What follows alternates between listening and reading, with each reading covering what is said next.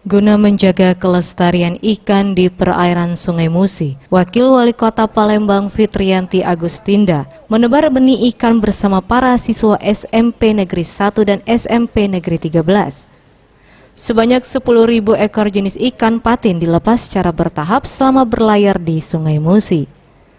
Usai melaksanakan kegiatan tersebut, Wakil Wali Kota Palembang Fitriyanti Agustinda berpesan kepada generasi muda untuk selalu menjaga kelestarian lingkungan, terutama sungai, dengan berperan aktif mulai dengan tidak membuang sampah sembarangan dan tidak mencemari lingkungan.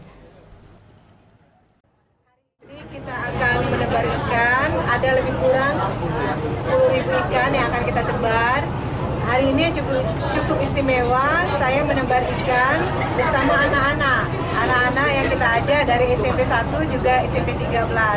Kenapa saya ajak anak-anak? Karena menurut saya mereka adalah generasi pemuda yang nanti akan mewarisi apa yang kita tinggalkan.